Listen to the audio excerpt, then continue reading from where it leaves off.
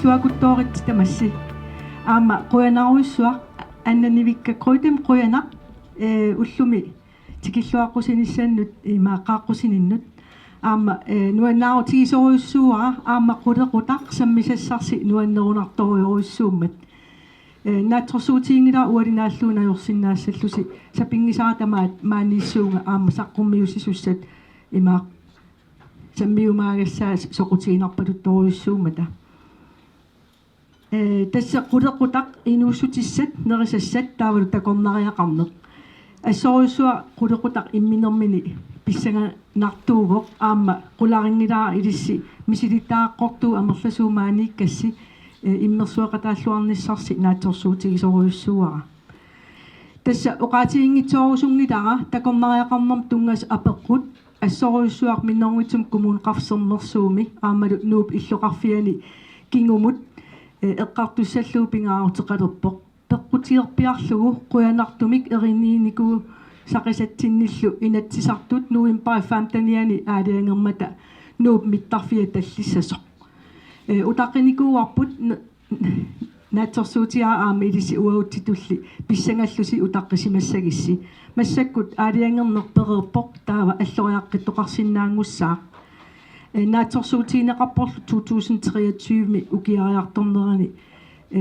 tikeraartorpassuit tassuuna millutik tikittalisagaatigut аллат оqaatigalugu ulapittoriussuuvugut isumaannakkua ulapittoriussuun uangaannaangila ukiusissamat affarlu qaangiuppata taava tamavitta qinikkat inissisimagutta takornarialerisuugutta pisiniarfiuteqarutta ingerlativim arlaanik aallutaqarutta ангаллассисуугут тассуугут талуунниит сулеқатигиллуарнитсигут тааманиккорнissaanут пиареерлуиннартариақассуугут тикиллуаққусиниссамут таамааттумингуна такорлуурия сулиассарпарпаппассуақаратта аама оқартариақарпунга сулеқатигиллуарнитсигут таамааллаат илуатситсиннаагатта атаасиаккаартсоорунам такорлуақингитсоорнавиангилагут кисианни тааккуа такорлууккат атақатигииссарлугит таул аам пивиусунгортитсим ниссамут аққутиссиуеқатигиинниссартаанна пингаарторуйуссууоқ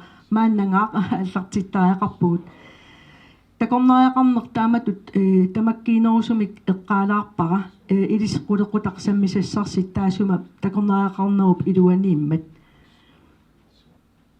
oqaatiерусуппаамааниккама соорунам kommunalbestyrelsen илаасорт атнит аллат аамсиннерлугит oqaatiерусуппаа илисимааригатсигу акисуссаафеқарлута ангисуумик аамалу сулеқатигиннинниссамут пиумассусеқарлуарпугут аамалу тикераартуссат тааманиккорнissaан қиланаарисоруйуссуугатси исуманнаагассагут сулиассат амерлақаат таамааммат qaниттуккут такорнариақарм пиллуу политиккиссарпут version 1 ilusilerparput ilusi likannerparput kisian takusinnaareerpap aama kingulli aaliangikkat minnerngitsumik innersuussutigaluut kattornangua version 2 aallartittariaqassallutigu immaqa arlallut tusaamasimassayunnarsivarsi qanittumi anigaasaqarnermut inutissarsiornermullu ataatimittamingaanniit paassissarsiorlu tasvaalpartimikkatta taa ila ungaseqaaq kisian ajornata apuuppuut ajornata angerlam apuuppuut svalpaart toqqarparput pissutigalu taartoriussuusar kaperlattarput issittoriussuugoq imaaliallaan aamma tikikkuminaangikkaluarlun kisian aamma pisariulaarput tikinniarnissaa taamaammat aammalu takornariaqarnikkut ukiun arlaqartuni torralla tamik uo isumarmalillu inerisaasimammata ilinniarfiurusullutigit tikeraarpagut аама оqaatiерусуппаа ассиингитсорпассуартигу исимассарситиннеқартутут мисигисималлута ангерлакаагатта утеқаттаагааса илагиваат оқарфигалута каамматторлута илуунгаарлутик инериартортитсиниссамут такорнариақарниккут налеқартитатут тунгависсат мааннангаақ ерсеққиссарлугил аалиангерсаавигиниарсигит тааккуа тоққаммавигалугит инериартортитсуссаассагасси таул таамат оқарнерми тапиуюартитсинеқ аама таагуут имарторуйуссуугами анигаасарсиорне пинеқартарпоқ инуит аама сумииффи атаасиаккаат культуори pingortitaq avatangiisillu taamaattumik taakkua pingaartittoriussuullutigit ingerlariaqqinniarpugut ilaannikkut eqqumigineqalaartarami aamma aperineqartaratta aningaasarsiornikkut аллатигуллу аннертусааниссамик сиуариартортитсинissамиллу сиунниуссақарпуси in vækstdagsorden таамааккалуартоқ аамассаккут илутигалугу аампингортитамик мианериннинниссамик оқариартуутеқарпуси аватангиисиник иннарлитсаалиунissамик аама исумақарлуси уорусиларсуатсинник тааккуа имминнут апорааттуту ингиллат кисианналунгиларпут тассани оқимаақатиги ситассагут писсутсит сианигисассат асулииннаангитсоруйуссууммата уо киссаатиингиларпут қиторнагут ернуттагут ернутаққиутигуллу тааманиккорнissaanут нуаннерсумик аватангисеқарсиннаангитсут нуаннерсумик пингортитамииссиннааюннаарсимассасут ааммалу уумассусиллит уллумиккут исумаллуутигут пиниартаккагут аалисартаккагуллу аама тааккуа периарфисса тааккуа пигисариақассамматиги таа аама qanoq иммерсорнеқарнитсинни оқарфигинеқарпугут тааккуа пингаартитаси аамалу пингортитамик эригиннинниссам исума илаал илангуллугит пиумасақаатитут такорнариссанут апууттассаллуит тунуарсимаассангиласи нунарсуармиоқатигинни инуппассуақарпоқ такорнариақарник аама има атаққиннитсигисуник тааккуа пингаартитатут инуяат орнитассами аалиангерсаавиисимаппатсигит таава нуаннаарлутик орнигутиссаппут таанна ассорисуа уагууллун аам тоққиссиалланнарпоқ аама аллареерпарпут таамааттумик пиумаффиеқатигинниккут сулеқатигииссуугут аамалу такорнариақарник сиуарсааниссам аққутиссиуинерми пиумаффиеқатигинна таанна анерсаарисариақарпарпут уагутсиннут аам аватаанингаанни тикиккумаартартуссанут таава Novemberimi inupassuinunatsin takornarialerasut 150 tungaannertut ilis aam akuusimassus takusinnaava takornariaqarnerm tungasut eqqartorpasi nuannersumik apuussisoqarpu tassangaan ataatimersuarnermingaanniit takornarialerisugut aamma ilinniartariaqarput aamma аллаартартарлутик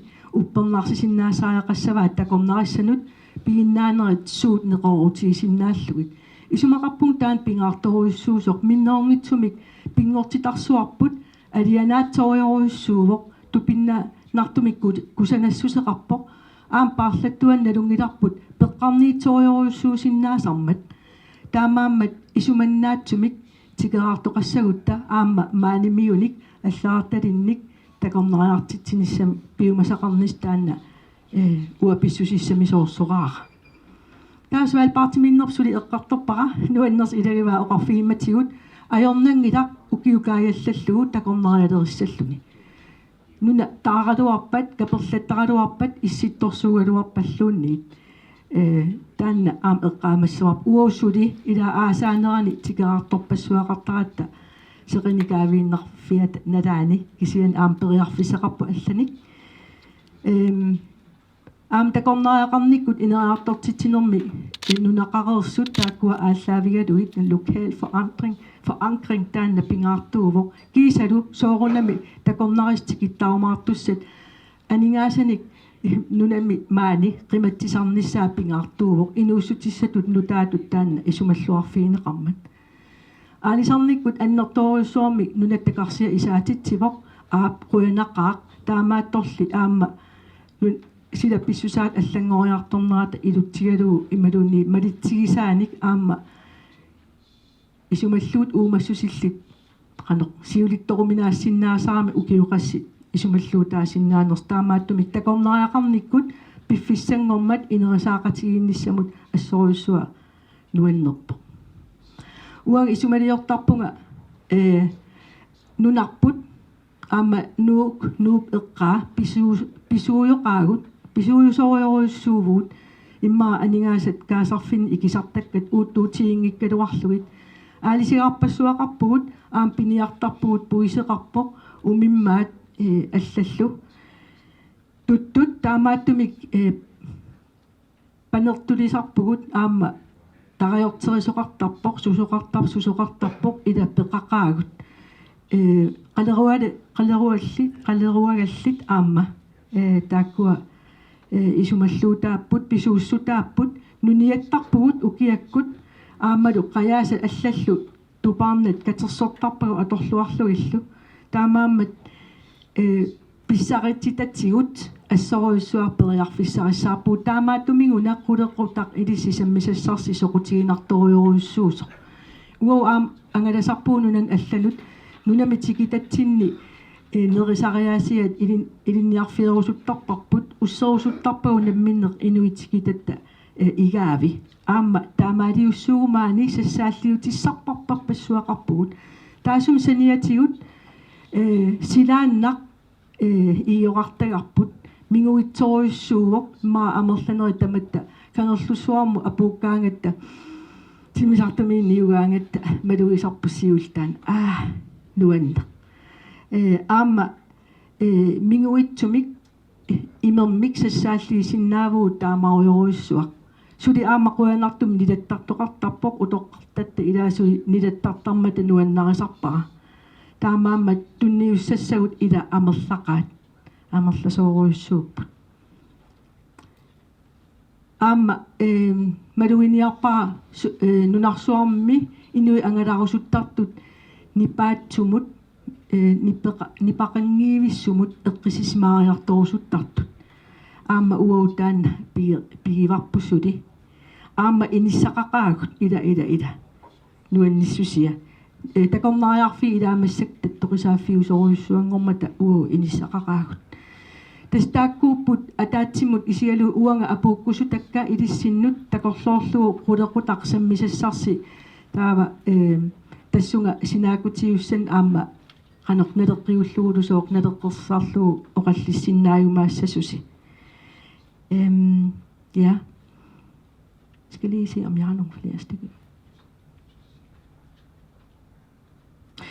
misilitar qortuut amerlasuut maaneerrappusi taamaammat nuannerunarturuussuuq ilisimalikkat aammalu misilitaagarillikkat pillu ima paarlaaseqatigissinnaanissaq aamma quyavunga nunat avataaningaanni tikeraartoqaratta nuna avannarliitkilliit uut ikinngutitut isigivagut Island savalimmiut aamma qanimut kommunitsinni suleqatigivagut noorumiu aamma akuusarmata nuanneqaaq taamaammat qularingiivippara nuannersuni pissarsifius luartumillu ualeqmanna atorsinnaasagissi taava taqaajarnianngikkaluarlu oqaatiilaassavaa kommuneqarfitsinningaanniit ilissisammisassars aampingaartipparput ugguuna assersuuteqalaarusuppunga ukiu arlal matumasiorna imma 2016 mili inuusutissaleerinermu tungassuteqartut susassaqarfipassuit oqaloqatigiittarneranni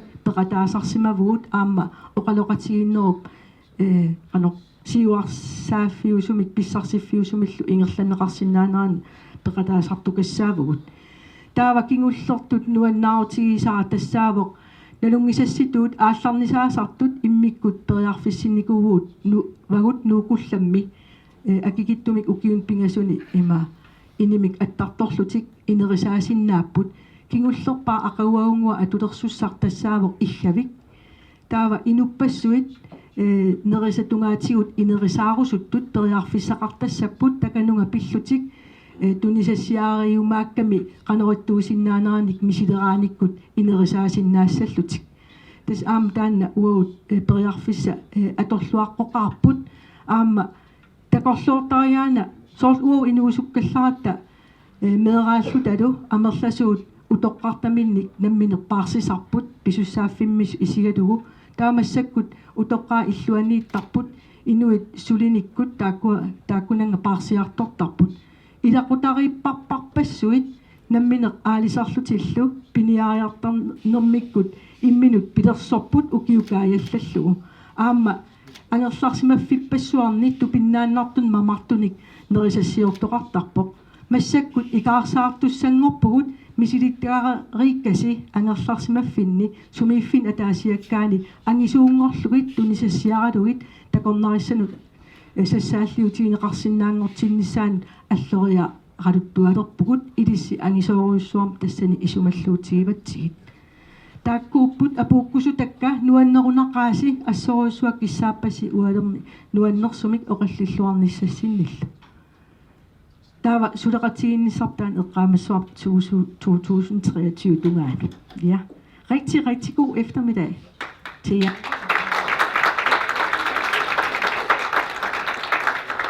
Give you a little insight into actually where we are in this region. I know every one of the presenters will also take you a little bit more closer into where they're from. But you see here on the right-hand side, you have Bondesturen from Faroe Islands Agriculture Agency, and you have Innovative Oplevelser from Norway, a cluster network of more than 60 participants and companies. You have your own participant here from your local business council, Semasok, and then you have Astorbury from Iceland, a public-private partnership for local development.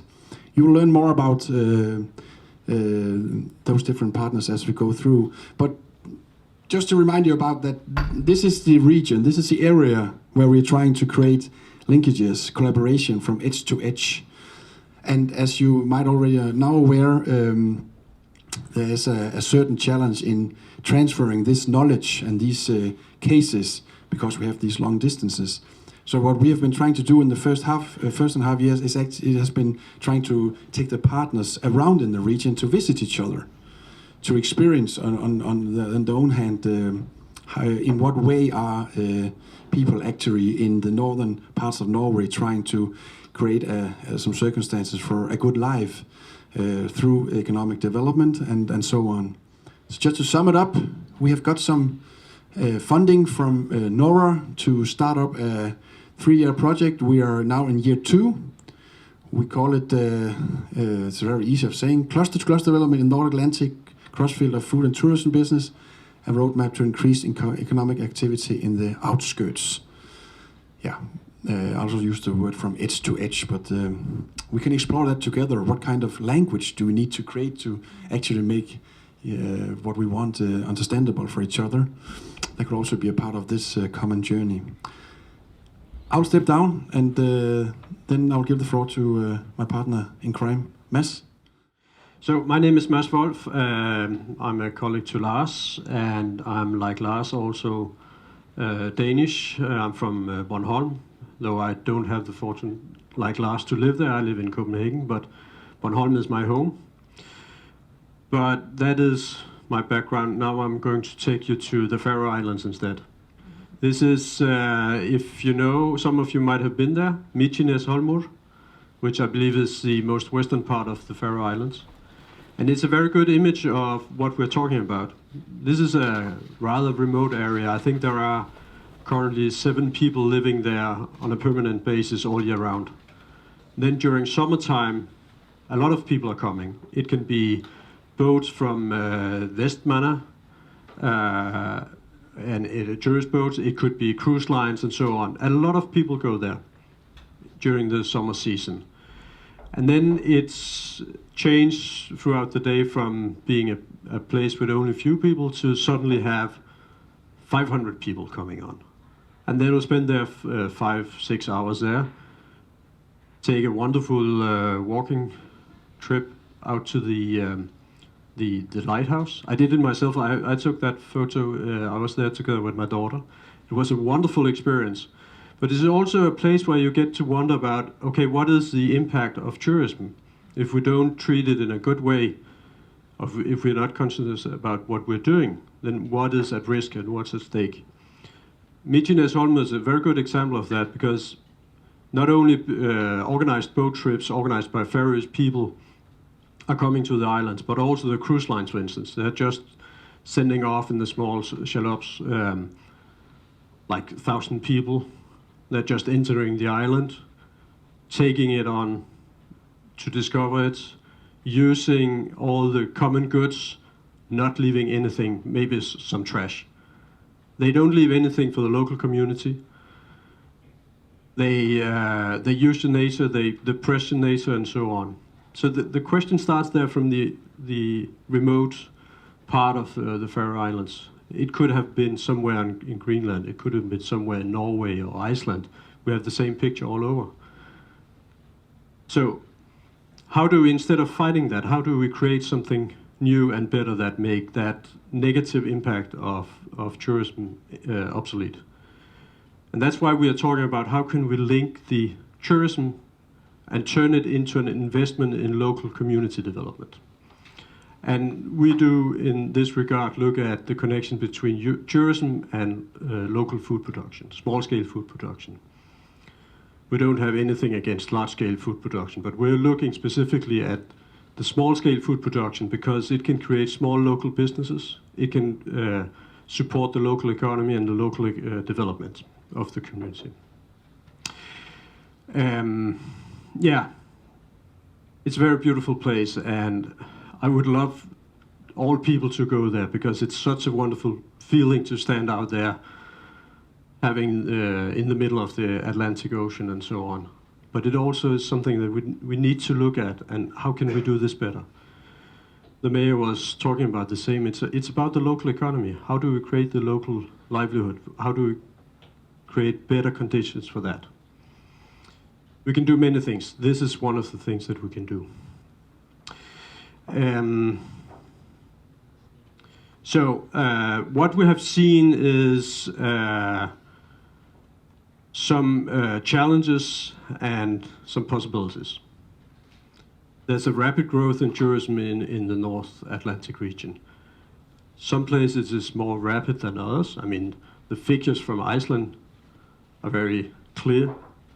In 15, 20 years, it has gone from 200, 300,000 tourists a year to last year was 2.8 million or something like that. If you have been to Reykjavik and you have been there throughout the last 20 years, you will see that the city of Reykjavik has changed completely. New buildings, hotels, the restaurant scene exploding. And when you walk in the streets, you meet not that many Icelandic people, but you meet tourists from all over the world. Completely changed. There has been successful campaigns to attract tourists. And that's good. That's a good starting point because then we have something to work with. Some places, they haven't felt that yet in the same degree as Iceland. Some are looking at, could we do something similar? Some are saying, no, we should not. It's changing our society too much, too rapidly, and we can't control it. And then one of the things that we've seen is as perhaps a lacking focus on destination development. How do we talk about destination development as not something we do for the tourist directly, but for the local community? That is one of the things that you'll hear more about from Iceland, where they have worked with destination development. How do we use this to create a stronger and more living local community? So these are some of the challenges, but also the possibilities. No.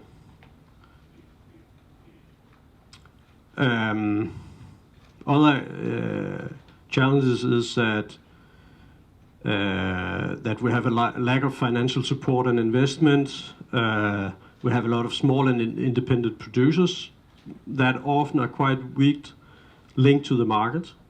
And we have fragmented effort to support innovation and development. And we potentially also have a weak cluster development. Some of you might say this doesn't go for what you're working with. Of course, there are differences, and so, of course, there are cases where we can see it works in a very good way. But this is a general observation that we do have issues in these 4 points. So this is what we would like to work with, and especially how to use the growing tourism as an investment and a way to gather means to make the change. So we have been, a lot of text here, but we have been focusing on how to guide the economy of the increased tourism into an investment in the local bioeconomy. And we have been working since 2017. And even though it's 2 years, we're still just starting, but we're still developing our cooperation. We're still developing our relationships. But the first thing we did was to, first of all, of course, establish a network. and we exchanged knowledge and experience, and we did a mapping report of the partners. Where are all the good examples, good cases? How can we learn from each other? And then what we have been doing is that we have had meetings like this that we're having these days in Nuuk. We have had the same kind of meetings in the other destinations. And those meetings, the fact that we get together, that we talk about how do you do it in special places and so on, from the very beginning led to, wow, this is cool. How can we do this back home? The first visit we had, or the first meeting we had, was on the Faroe Islands, where we were introduced to the concept of heimeblidni, which is a kind of home welcoming. You can do a kind of restaurant business in your own home on special conditions and so on. That was something we went there, we saw different versions of it, and we all said, wow, this is something that we need to develop further on in our own communities. So that was the first examples. We have been on Træna to look at chefs in residence. We have been to Iceland and heard about the destination development, etc., etc. So this meeting is just starting. It's just paving the way for further activities. So we are trying to maintain that, and right now we are in the second year. We'll soon start in the third year, and we are looking into including new partners. We have interest from Scotland, we have interest from Russia, Canada, and so on. And we just need to figure out how to do that. And we will do some more activities, but the basic point is that we have just started. More will be coming, and hopefully a lot of activities will be created on the basis of your input and your needs and your problems. So we very much also look forward to feedback from you. What is it actually at stake here in Simasok, in Greenland, and how can that also be reflected up in our work? Well, thank you, and you'll get more details about all the different partners in the coming presentations. Was that a question? No. Good. I can do it without it. My name is Bård Jervan. I'm managing a cluster of tourism businesses in, it's working now? In northern Norway. And we are partner in this cluster-to-cluster collaboration. And we have about 60 members, and 3 of them are our main partners in this collaboration. And 2 of these islands communities will present themselves later on. It's Vega, and the island of Vega, the island of Træna, and it's also the island of Hamarøy. They are not present now, but they are also part of this. I'll just briefly say something about this cluster. It's about 60 businesses, but also research institutes and educational institutions. It's like the universities, schools that are educating people for the tourism business. And we also have then programs with the research and development sectors within the universities, or in order to get new knowledge on the table to help us develop better products, better experiences in the future.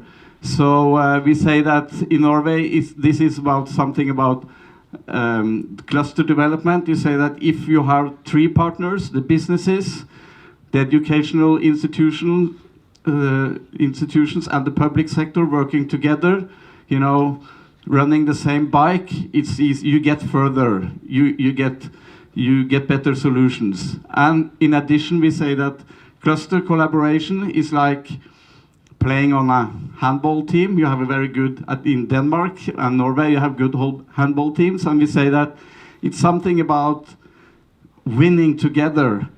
When you win, this is from the gold medal that Norway won in Beijing some years ago in the Olympics, and they said that when you win together, you win 13 gold medals. It's okay to, you know, row or be a ski jumper and go run for your own gold medal, then you win 1. If you do it as a cluster, you can win 10.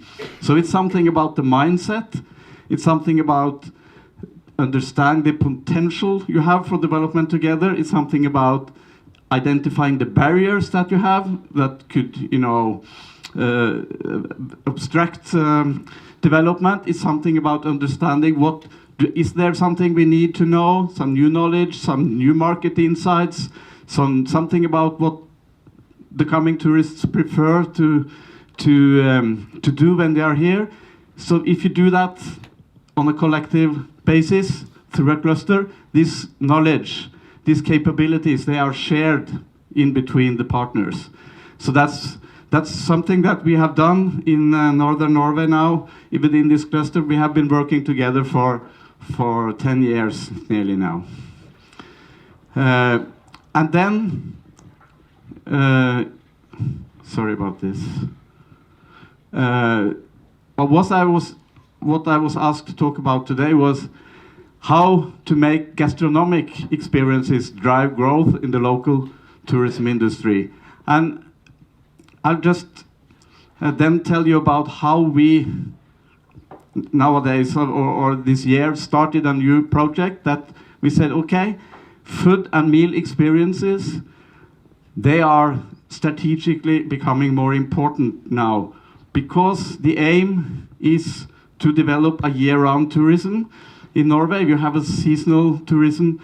Lofoten Islands are part of this, and together with the historic hotels and restaurants of Norway and Innovation Norway, Visit Norway, the organization that promotes Norway in the international markets, we found out that we have to dive into this, because the challenge is year-round tourism and year-round working places. That's something that the mayor touched as well this morning, previously. And because we know that if you are to make working places for people that they can, you know, buy a house on or have or make a living out of, it needs to be year-round. And then we started to look at the possibilities, and we say that, okay, food and meal experiences, it's possible to do on a year-round basis. All seasons have their own specialities, and it's a kind of an all-weather, all-season possibility. It's okay to have very strong, nice meal experience inside, whether it's storm or sunny outside, whether you can combine it with winter, you can combine it with summer, you can combine it with what you can hunt in the nature and what kind of season it is. So all seasons has its own potential. All places has some kind of local resources, and you have some local traditions, some local food that you could, you know, use as resources. So we started to see how can we deal with this? How can we organize a project that takes this situation? So we said we created something that we call Norway for Food Lovers. And it's very important to understand that there's a lot to talk about foodies. And the term foodies means people who will go for the food only. They could look for signature meals, like you have the. I've never eaten moskus before I came here these days. So some foodies, they will say that, oh, I have never eaten something like a moskus. I will go there just for that, just to collect that kind of meal and tell all my friends when I come back, now I've eaten moskus as well. That's foodies, so they are. This figure shows that there were about 600,000 foodies trips in Europe last year, but it's 15 million trips where food is an important part of the overall tourism experience, and that's a difference. That gives much more opportunities, and also, but food and this approach that you integrate food experience into the overall tourism experience is very fast growing now. So these are two examples that Intrepid, one tour operator, how they use, they could say that you discover a country by food. They would they have Morocco by food, or they can have Greenland by food, or Norway by food. So they use the meal experiences as a red thread through the visit in the country. That's one example where you have food is very important, but it's not the only reason. I underline this because it's very important, because the potential is much bigger within the 15 million. And then there is another important thing. These figures, this chart is from ATTA. If somebody knows that, it's the Adventure Travel Trade Association, the international organization, and they say that when they were asked, the tour operators normally dealing with nature-based experiences, they asked in an international survey, why do you integrate meal experiences into your offerings? And as you can see, 50% of them says it provides context. It's food's ability to provide understanding of a place, of a culture. And that's very important, because it doesn't mean that gastronomy doesn't need to be the only way. You can use it as a way of telling the story of Greenland.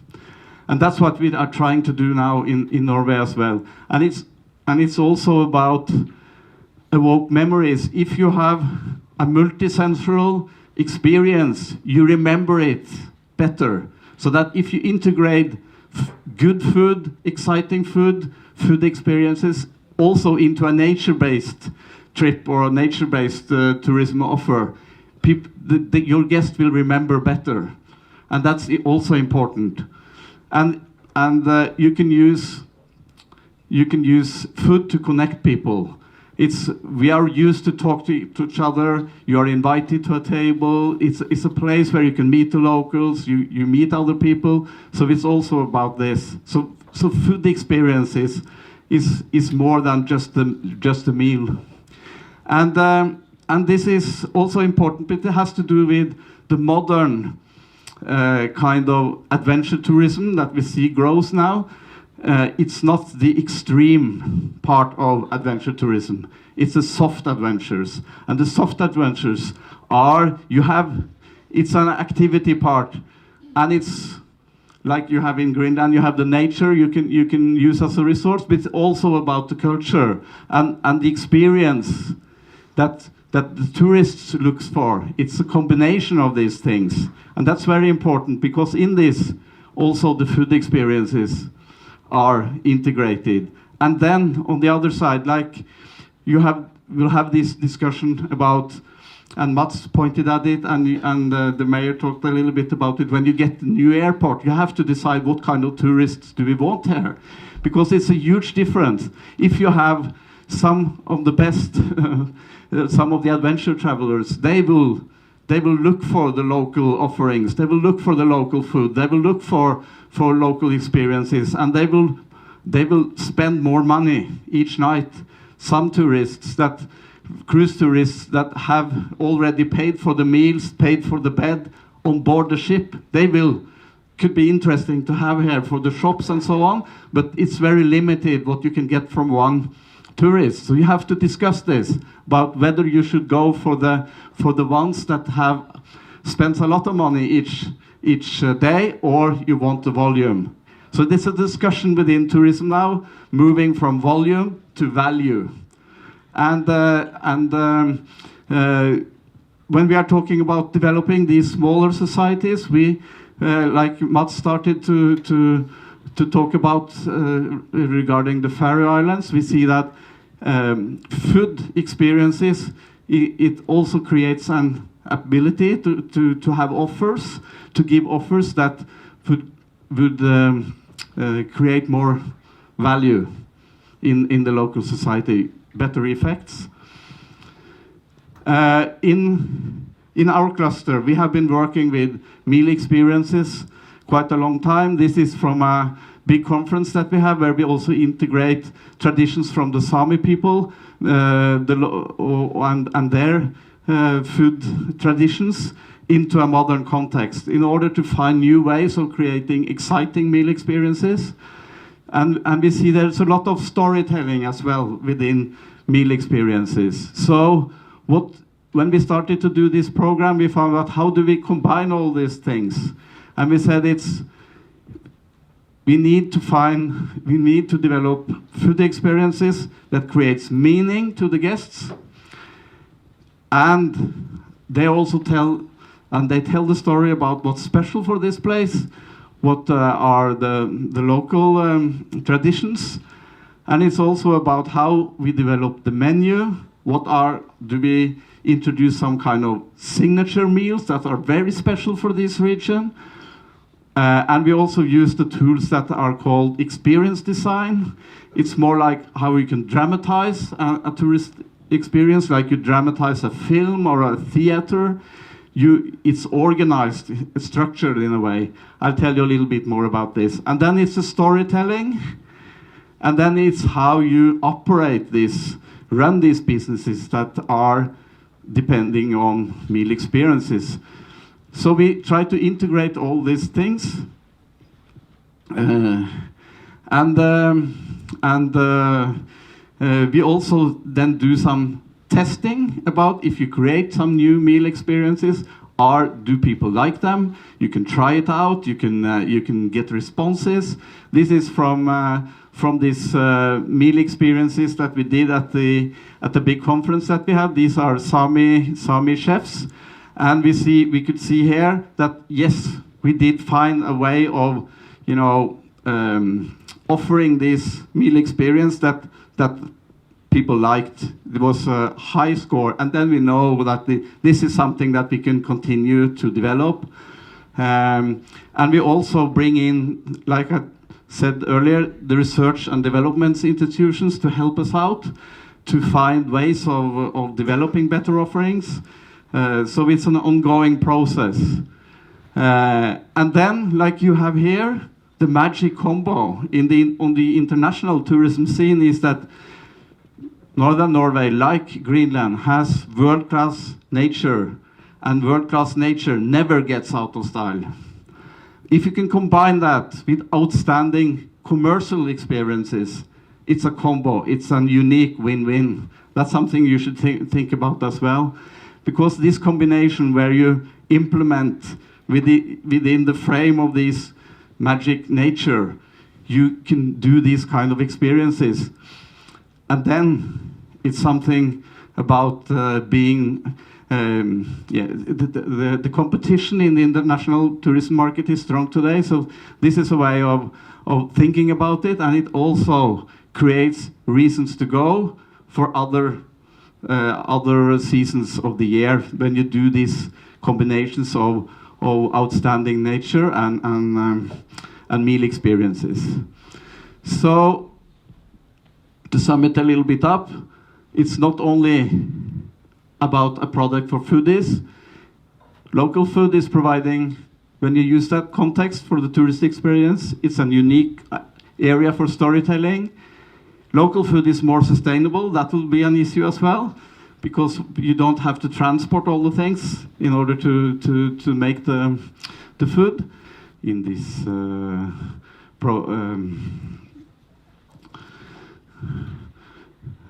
concept that we are working with. And then on a practical level, this is just showing the course, and it's a culinary academy. It's a place for chefs to develop their skills. We have combined them with specialists in experience design and storytelling, and then we create capabilities for the businesses to become better in this field. And I don't know if you are familiar with this experience design approach in tourism products, but it's something about how you can dramatize, like you dramatize a film or a theater piece, something about understanding how you can work with the emotions within the tourism in order to raise the value, the experience value for the customer. So it's something, looking at a bad film or a good film, it's a lot of difference. If you are bored, if it's this film, it's nothing ever happens or it happens too much at the same time. And you know when you see a good movie, it's good, it's dramatized in a good way. You can do the same with tourism products, and that's what we want to integrate into this. And we have some examples on this, and there are several success stories already. Okay, so this special program that we have now, it started this winter. We have had about 40 businesses taking part of this first phase of the program so far, and there is another 20 coming on now later on. And then we'll start with the labs in May, because then all these people that have attended the first courses, they will be offered to become or to have these food labs later on. So that was my message. It's about how you can use a cluster to organize development of, for instance, in this case, food tourism, because we think that you have to do it. You have to do it organized. It's not. It's yeah. You have to work systematically with the development of this. Okay. Mm-hmm.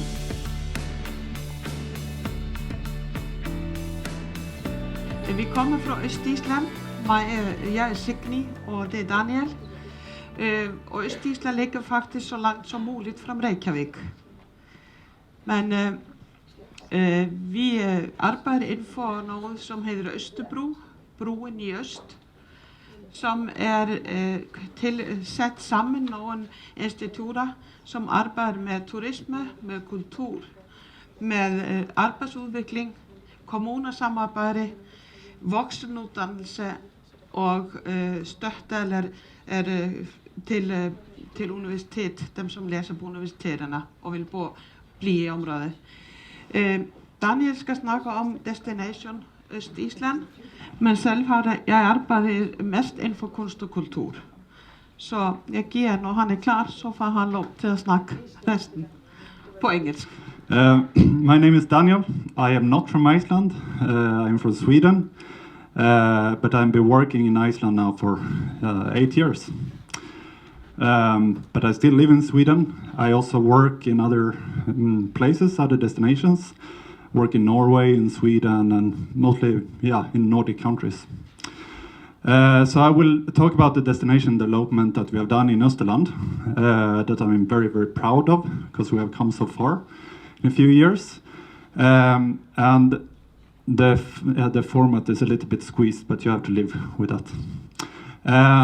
I have also actually started now to work with the whole of Iceland, since our work that we have done in Österland, east of Iceland, has been quite successful, and they think that we have done something that is good, that the rest of the country can learn from. So I am assigned to work with other regions all over Iceland now, from the Icelandic Tourist Board. And I'm also part of this Norkultur. I think, Karina, you're in this. I want to talk with you later. And that is also in the Nordic Council, another project connecting to Nordic countries, all the Nordic countries. Also in connection to culinary tourism. That's why I want to mention it. But I will talk about this project, Avfangastaður in Österland, Destination Österland. It was started 2014-15 by first the Ferðamálastsamtök Österlands, that is a cluster of the tourist companies in east of Iceland, and together with Österbro, that stepped in as a project owner. And then we decided to work on this for 3 years. So we started first in 2012. That was my first visit to Österland. and I was there, talking like this as a keynote speaker about destination design and destination development and such.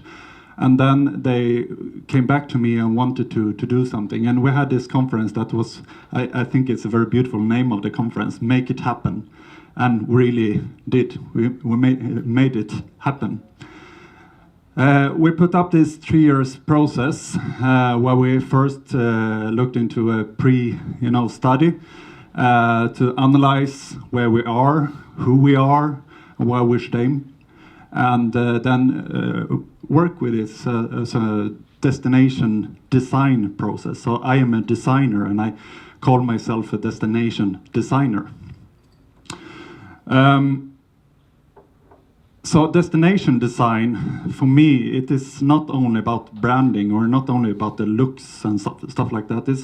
It's more about how you're telling a story. And first, to tell a story, you have to understand, you need to prepare the story. You need to understand the region, the place itself, the people, the food, everything, to understand the culture and heritage and everything.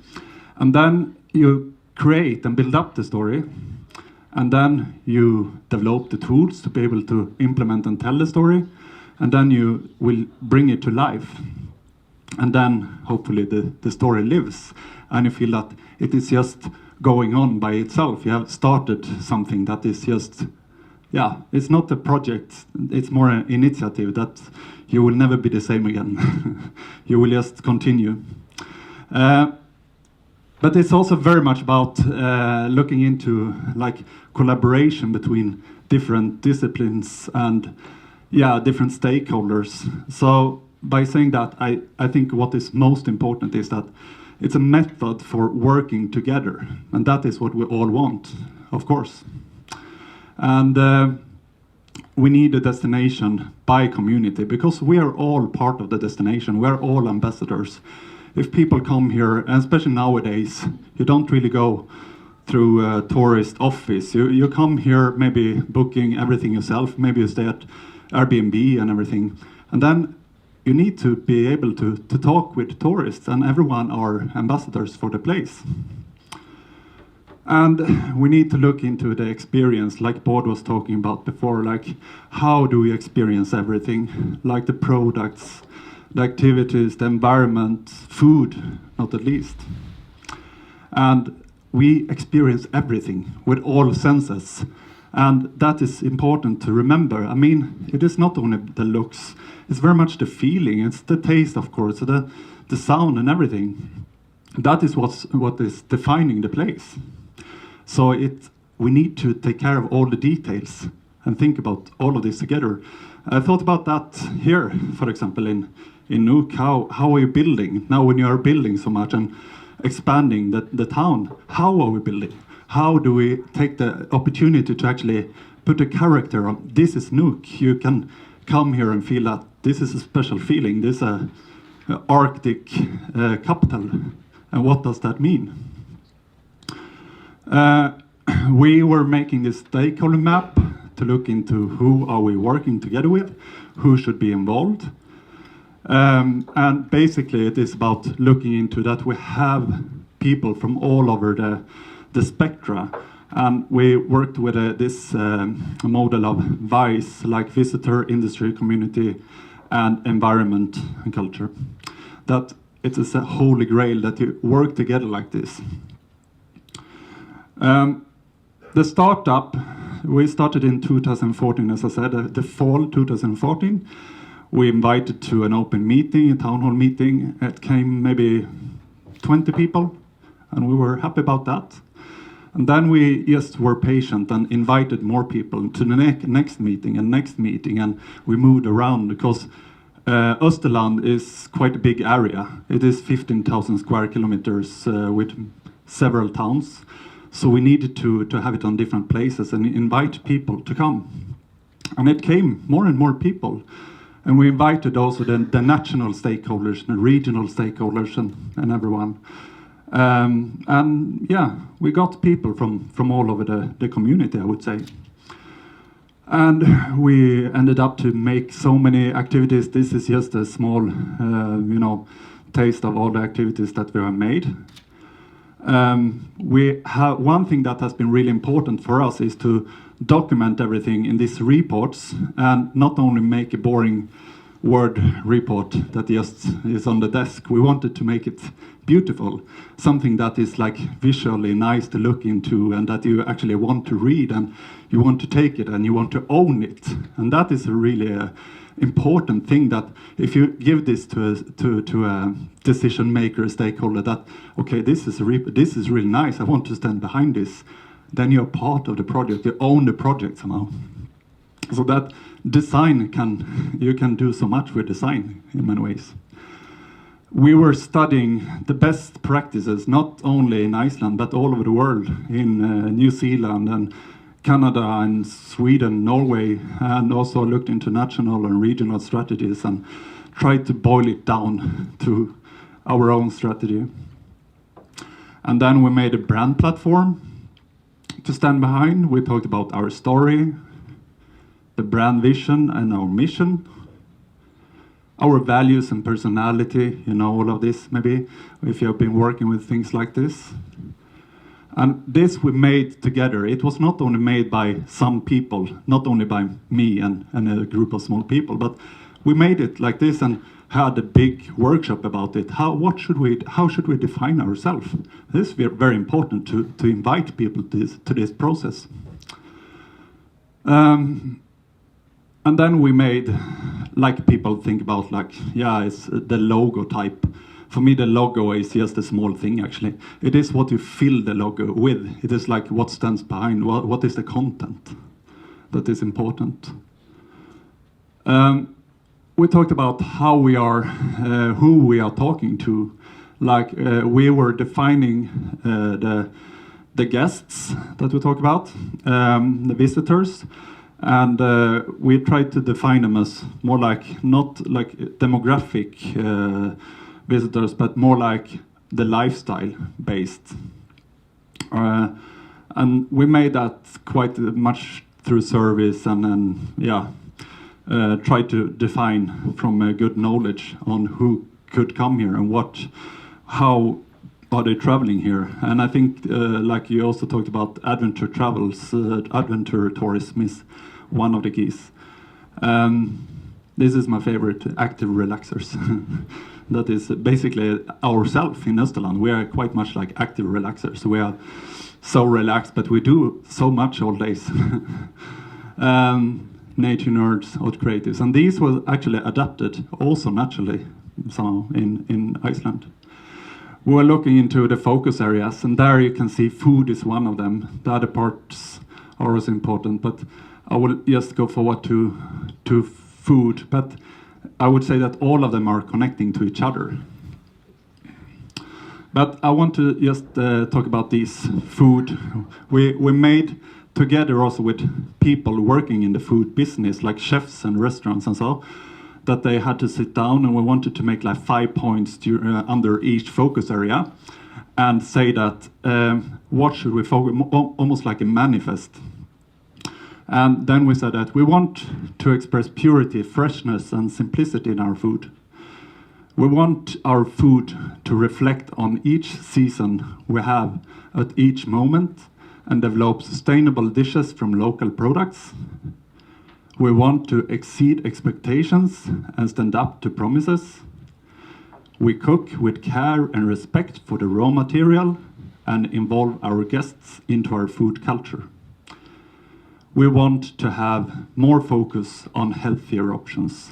We talked quite much about healthier options also for kids, because that is quite common that you eat something that's really good and then the kids just get fries or something like that. We want them to also eat healthy food and real food. We were talking about how we communicate. This is my son, by the way. How we communicate, our voice, tone of voice, both in pictures and in text and everything, and in different kind of communication. And this is some kind of like photo language that we want to stand behind. That we want to tell our visitors that we're living here, It is not only a place that you visit. We actually have more focus almost like on the residents than the visitors, even if we talk about tourism. Because I think it is more important to actually build attractive places where people want to live. Then it is a very nice place to visit as well, I think. And that is more real, authentic. And we want to tell that we are living here, we're living outside. We tell stories when we talk about food, for example. We are active. And we are together. We want to show our community and culture. Then we made also a sign program that we have started to work with and put up on different places. We have different layers, of course, when you talk about signs. That is also a way of putting that you can see that you are here in this destination. You build on the brand and acknowledge of the brand. And we made a lot of different tools, and those tools are available for all of our partners. So we have now developed the destination management organizations that you also have here. And we have also went further to make a destination management plan that we have set up a plan for the next three years. And all of these tools and so they are available if you go to österland.is, and you go in there and then you can log in if you're a partner, and then it is available for. We can also have other inlogs for press, for example, that want to have pictures and so. So we have that like a database. From this we can make our own now more like standards for travel shows, for example. We talk more about experiences. We have made a lifestyle magazine, not telling about tourist experience only, but more how it is to live here. We tell about the people and we tell about the culture and cultural events and so. We have also, that will come out now this spring, online course in hospitality, we call hostmanship. That is a tool that is from Sweden, that is like a well-tested, well-proved tool to work with, that you can go in here and you can take your exam on becoming a better host for Österland. Now that is very good because you can send it to people before they come to Österland, and you will learn more about the region, about hospitality and the geography and our values. And it's video based. So this is our web page and so. And what is very beautiful that I wanted to say was that when we gave this project over to the municipalities, it's 8 municipalities. It's now 7 municipalities to have merged, but we gave it away. Was it a couple of years ago? And then we gathered on the airport in Egede. And there was a lot of people coming there, and we were opening a web page, and we were giving this flag with Österland to the municipality.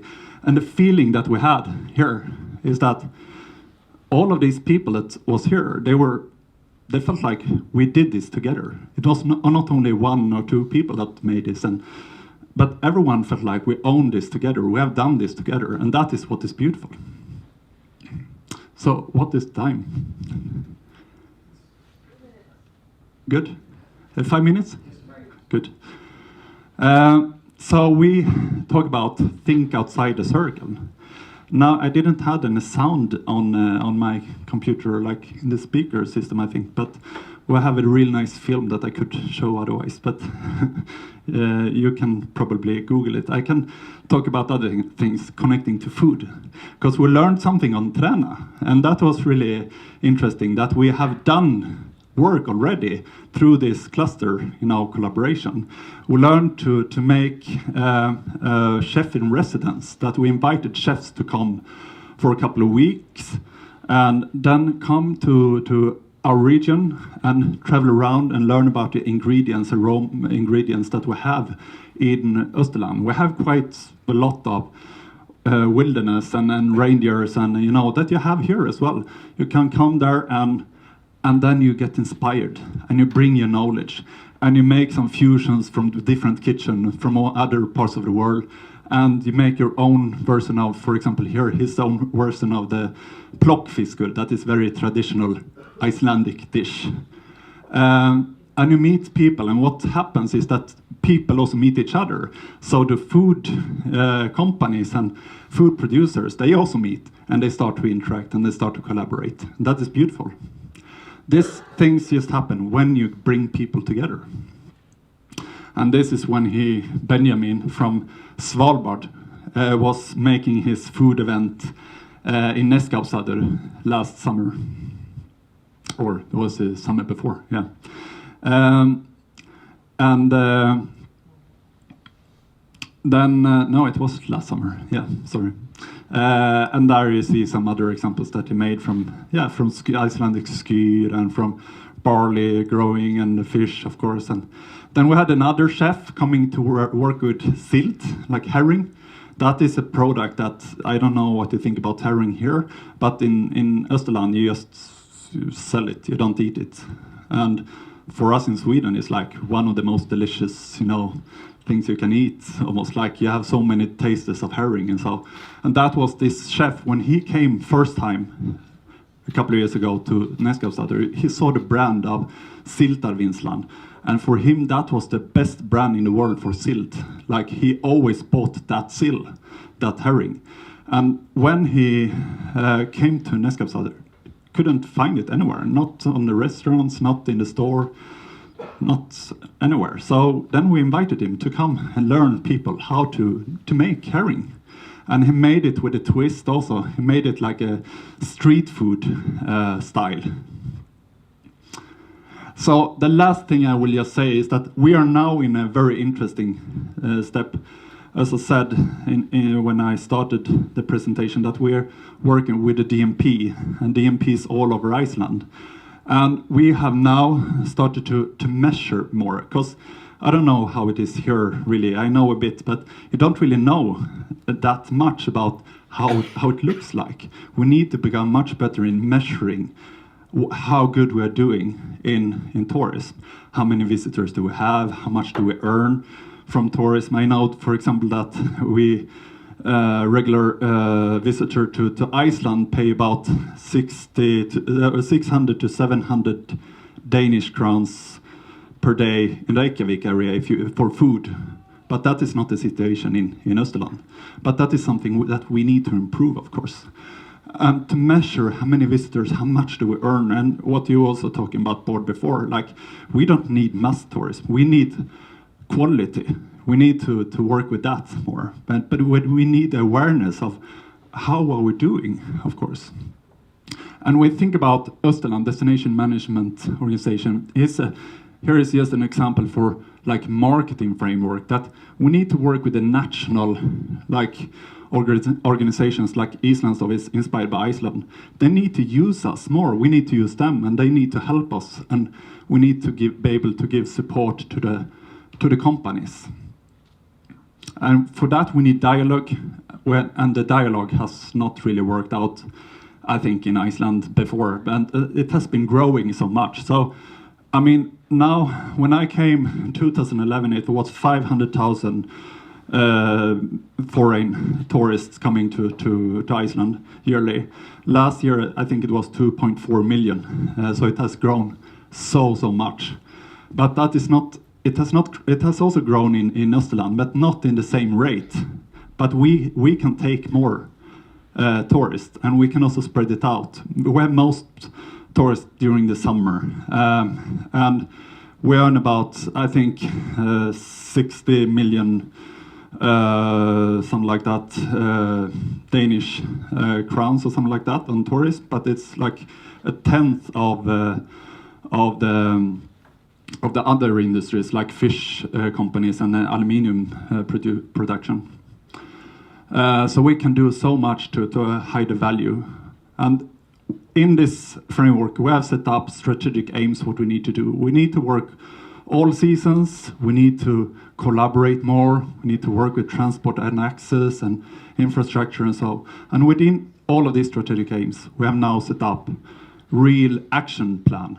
And we have said when it should be done, who should make it, and the time of 3 years. And then we are measuring all the time, how are we doing? Like are we making progress or not? Yeah, so that is just the road forward. And here are some beautiful pictures of Österland.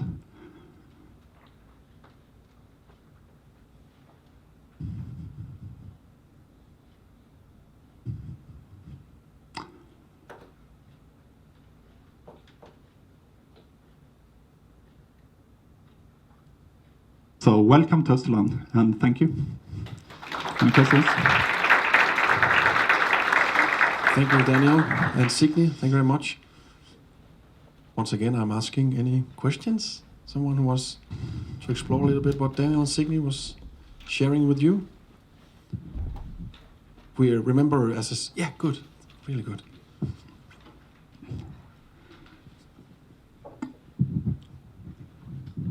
Amalie Jessen from Department of Fisheries, Hunting and Agriculture.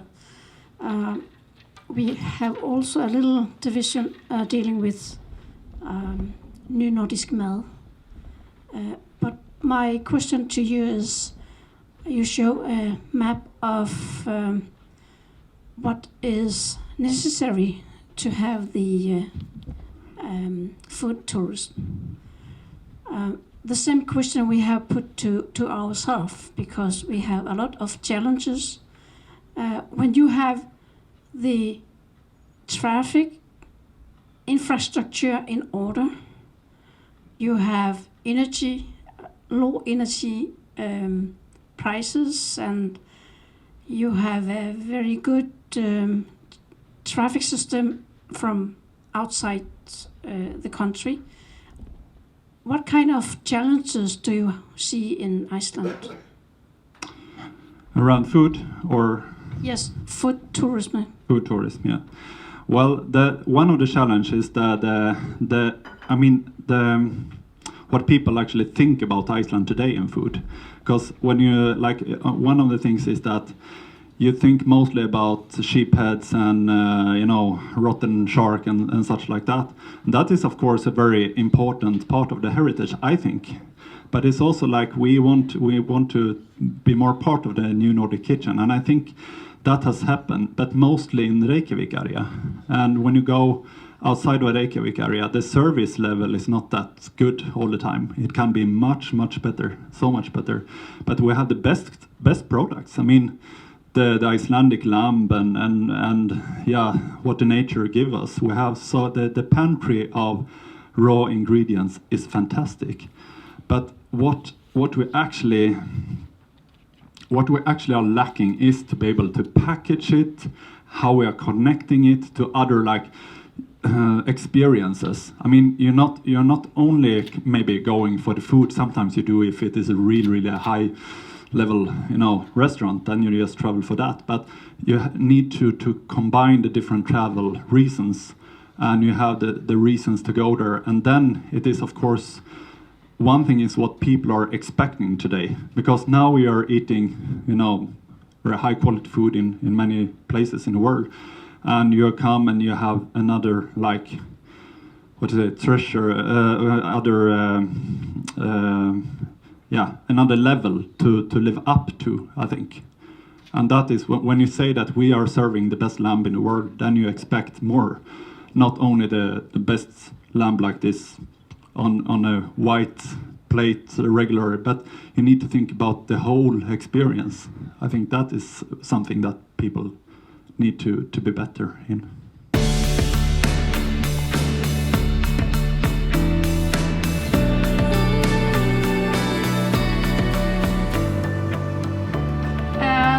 Really nice to be here in one of world's biggest island, isn't it? We are from probably one of the smallest islands in the world. It's me, Moa, who work as a head of development in Træna, which is Norwegian's third smallest municipality. You can guess how many inhabitants we are, while you are presenting yourself. Ida. Yeah. My name is Ida, and I'm actually a church warden at the island. But my part of this is because I'm an enthusiast of making things happen, and I'm in the jury of artists in residence. I take place in all these festivals. I am in charge of Kulturminneuke, the World Heritage Week, and so on. So I'm a local that wants something to happen to our place. As one of 456 inhabitants, she is one of those with many hats on. And I'm very happy that we could come here, both of us, because we experience when getting inspiration from people as you, we need to send more of our local people, not only the representatives from the municipalities or for the government. So we really need to work on all levels at the same time, and that's quite easy when you're a small island, but it's not. We are also very few people, so we try to always work very integrated, even if you are a church ward or a mayor or a head of development and so on. We're gonna start with show you a short film that was sent to us 2 days ago while we were here, and this is a glimpse of what happened 3 weeks ago in Træna. And this is a little bit about how you create things from nothing. How can you actually sell bad weather? Does it start at me?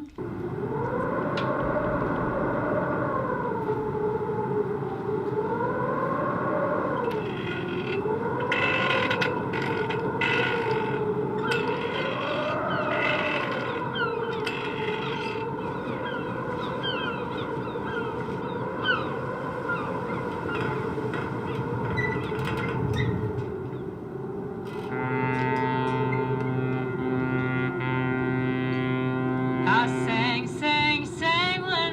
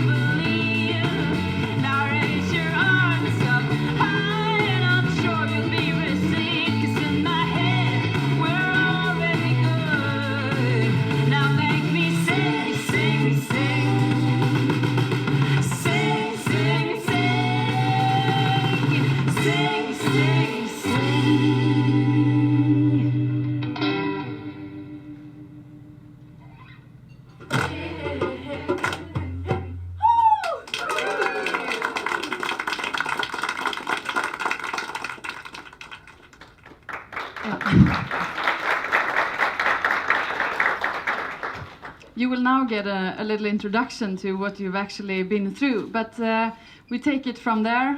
This was a festival that we call Ta Träna med Storm, and this was an initiative that was actually based on what we are all known for in Träna.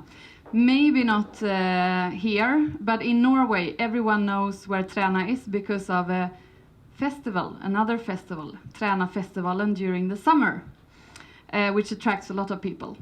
But zooming into where we are actually headed south when we came here.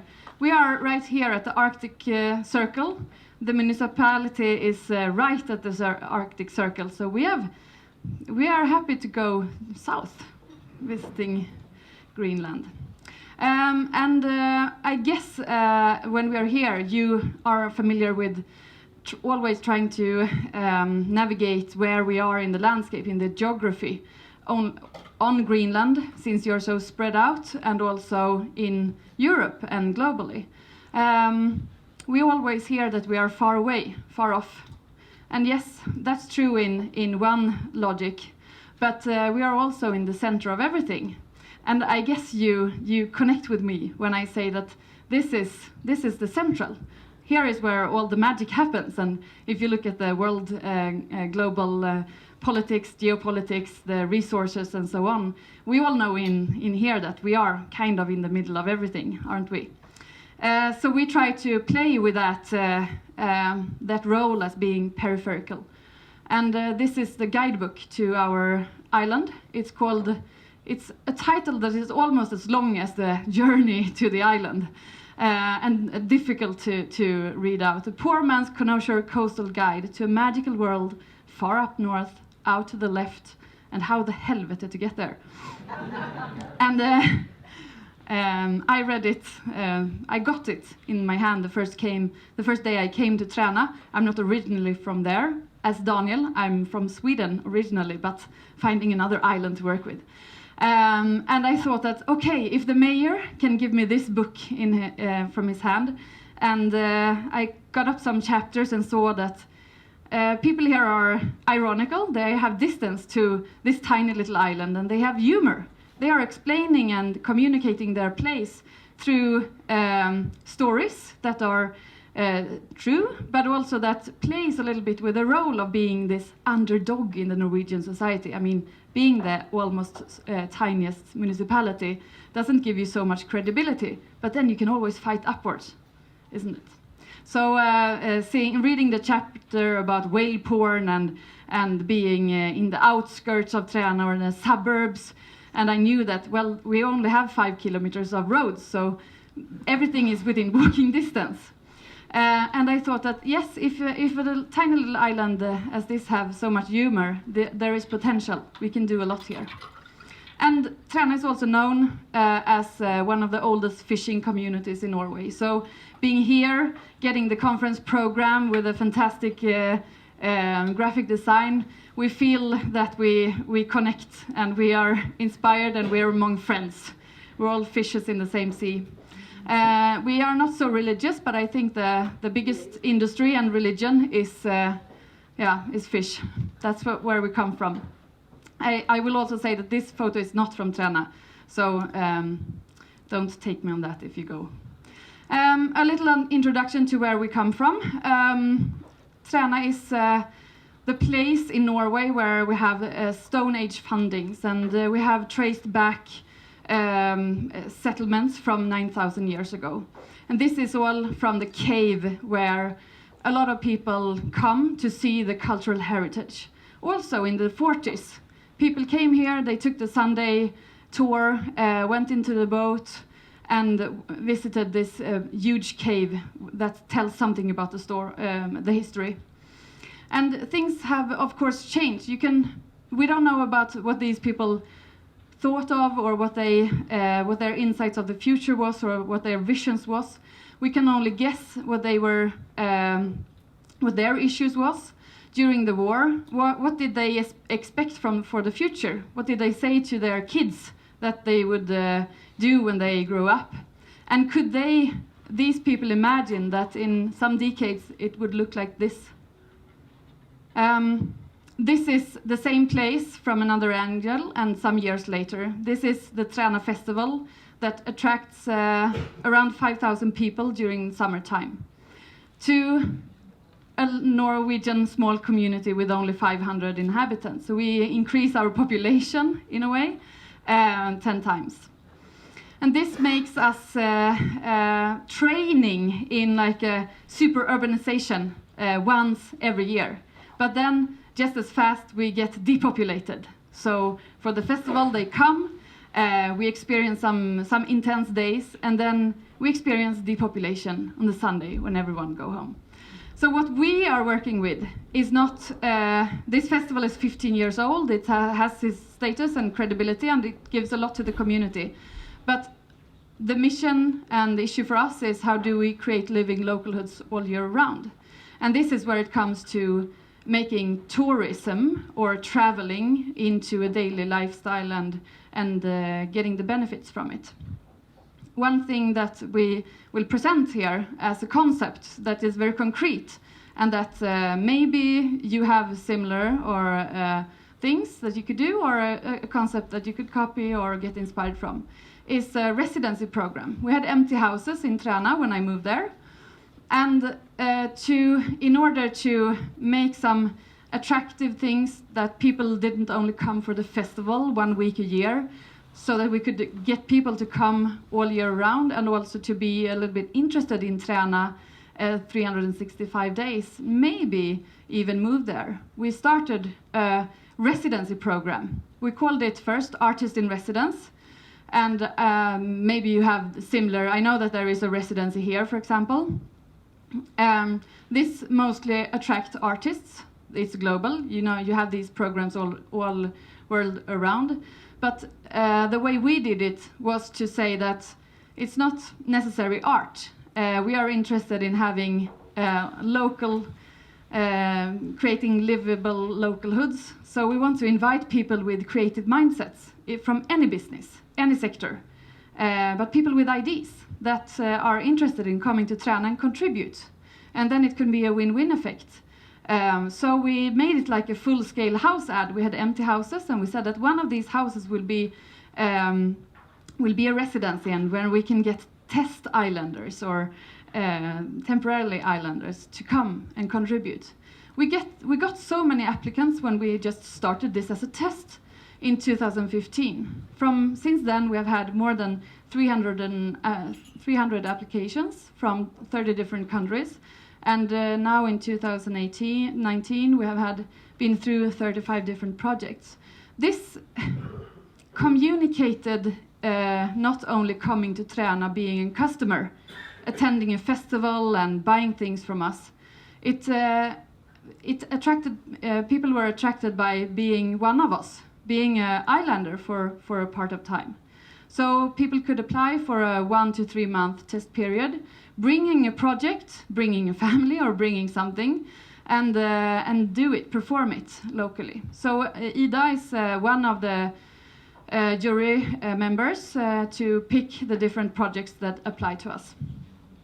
And we soon realized that we need to call it something else than just artists, because we had so many from different sectors that said, oh, but I'm a bureaucrat and I would so much love to come to Träna and make something there. And I said, yes, but apply to our bureaucrats in residence then. So we just make up things as the way we go. And we don't see the hinders, we see the possibilities. So we say, oh, really, do you have a program like that, bureaucrats in residence? Yes, we have. And then we just added this to the explanation and people feel welcome. So, but the three main things we are focusing on is artists, business, and chefs.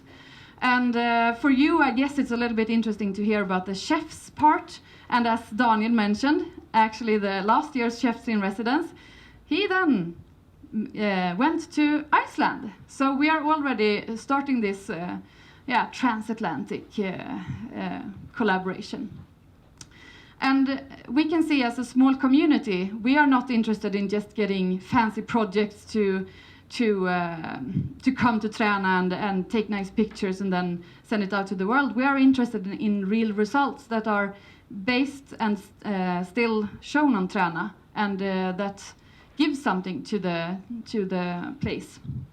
So some of the results, I just have to have a look on the clock. Yes. Some of the results, just going through this really quick, is a seaweed company applying to researching if they could work with seaweed, and asking the local people about seaweed. They said, yeah, seaweed. What about seaweed? We gave that to the cows when it was wartime. Anyone wants to eat that?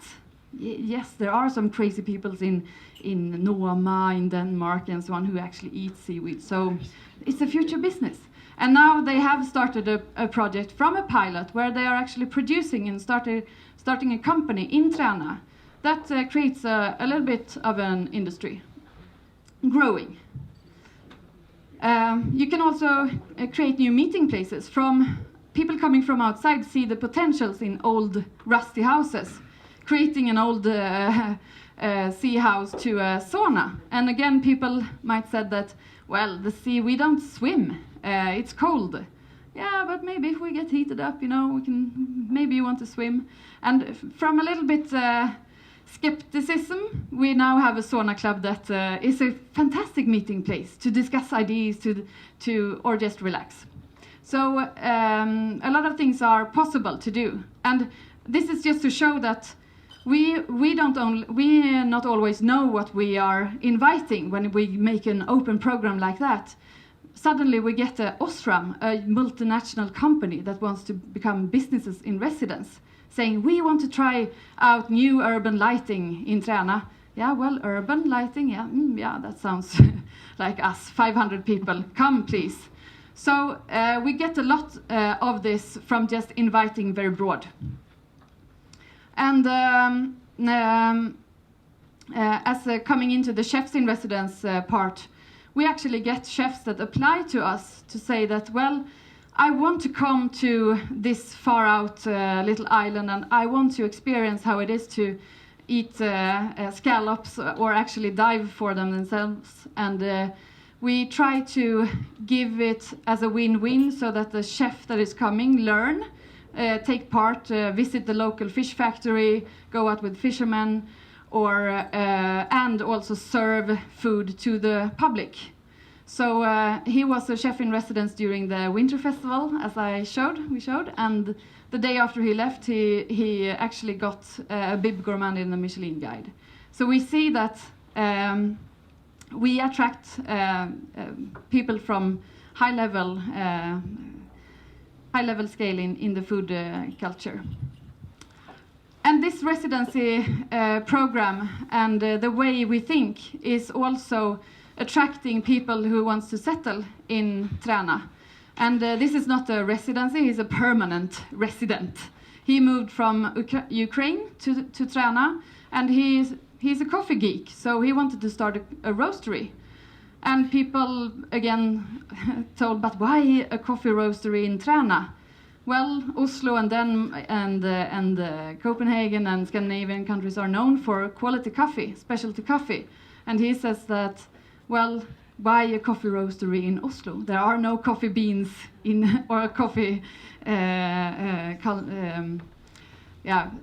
farms. Farms, thank you, in Europe. So it can be if it can be produced in Oslo, it can be produced in Träna. And he's actually one of the best in the region now. This is just to show that even if you're small, you can collaborate with people from outside and inside and get a lot out of it.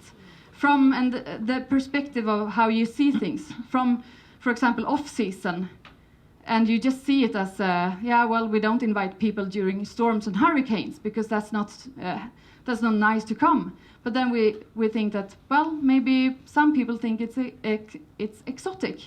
Call it rough season instead of off season, and create something out from that. So that was the festival we showed.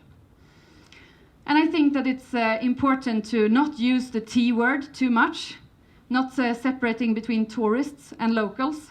We're all local somewhere. We are all traveling people. and we want to be locals when we are at a place.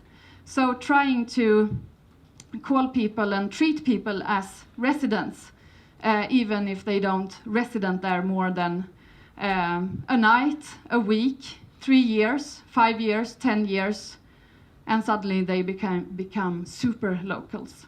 But we need to treat everyone as members of the local community, and that's what we are trying to do in our daily life in Træna. So that was a short introduction to our tiny little island at the Arctic Circle. Thank you so much.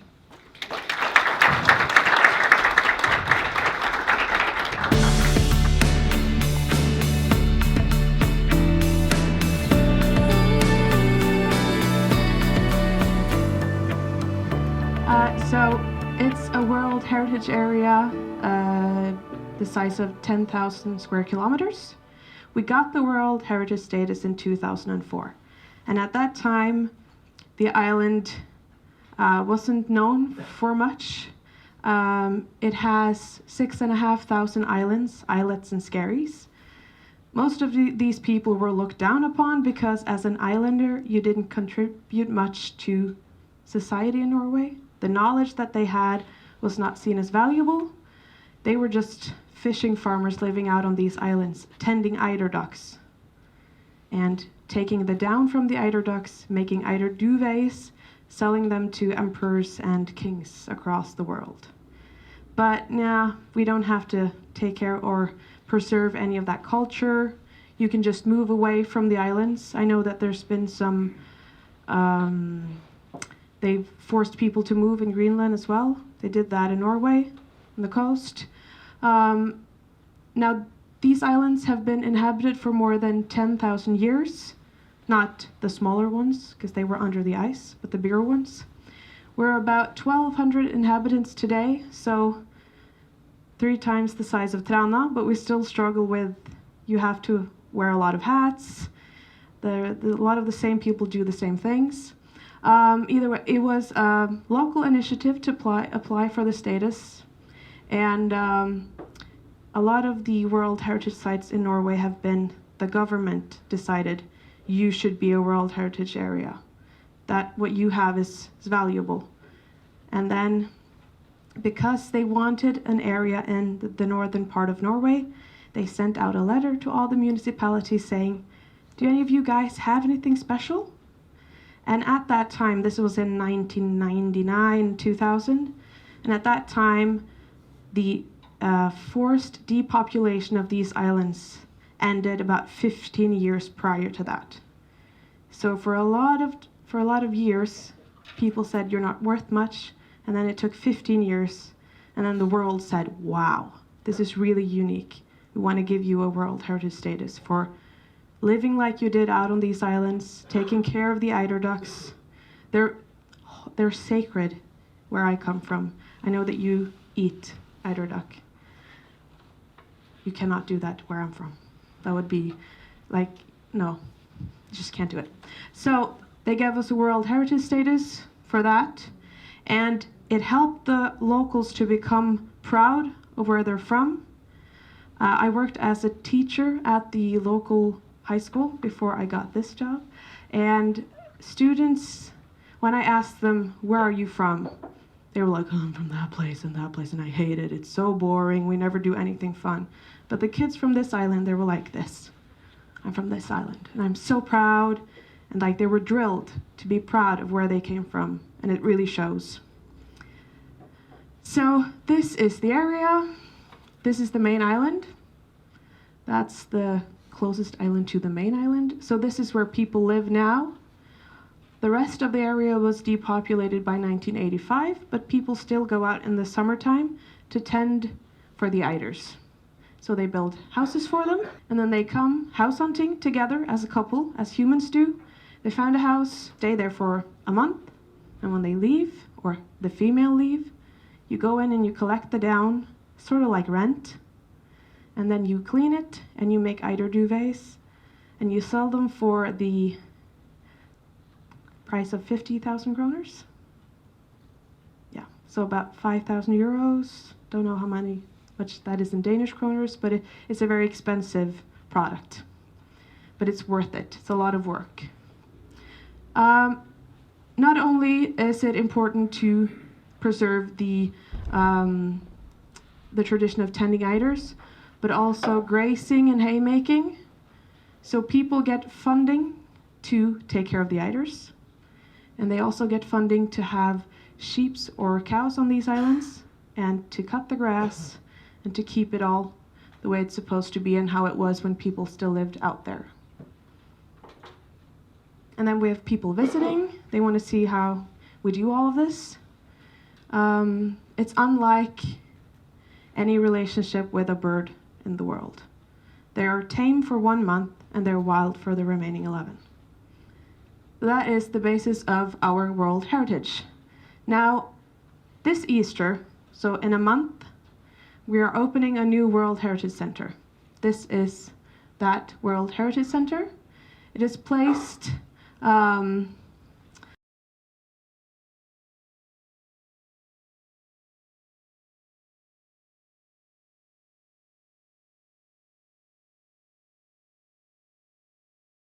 million kroners to build. This is out in the middle of nowhere. You do not drive through this place and just get people to stop.